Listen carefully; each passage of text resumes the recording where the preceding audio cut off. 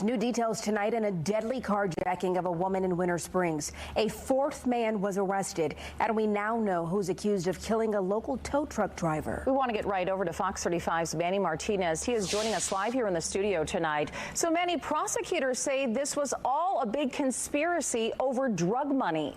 Yeah, Luann, in these court documents here, federal prosecutors say Giovanni Crespo Hernandez set the whole thing up, and 3 other men helped him carry it out.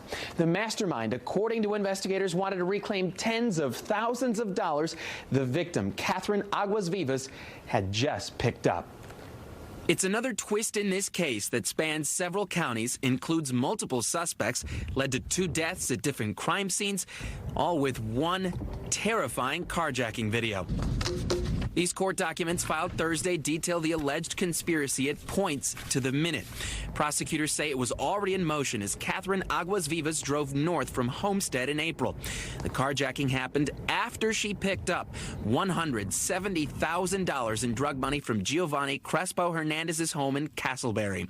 2 of the other suspects, Jordanish Torres Garcia and Kevin Ocasio Justiniano, feds say at the ringleader's behest, were waiting nearby. These pictures in the court documents show the pair buying lighter fluid at a gas station just an hour before the carjacking and kidnapping. The documents show Torres Garcia admitted to the carjacking. More pictures show Aguas Vivas' white Dodge trailing the suspect's green Acura southbound as they headed for a construction site in Osceola County. Prosecutors say Aguas Vivas was following instructions and driving at gunpoint. Now here's where the new 4th suspect comes into play. Prosecutors say Derek Alexis Rodriguez Bonilla met up with Ocasio Justiniano, who was driving the green Acura, and gave him the murder weapon.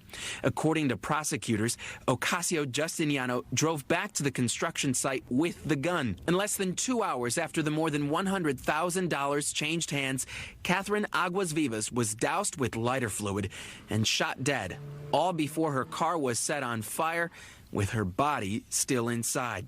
She could only be identified by DNA testing of the blood recovered from the blood-stained, burned-out vehicle.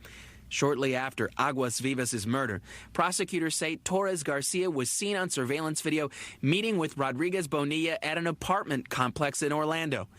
Rodriguez Bonilla admitted to investigators to the meetup and receiving cash from Torres Garcia, although he claimed it was just $80 that he was owed for loaning the gun. And that gun, according to prosecutors, is the same one used the night before to kill this tow truck driver in Orange County. Juan Garcia was ambushed outside his home after he'd returned from work. He was shot at more than 100 times.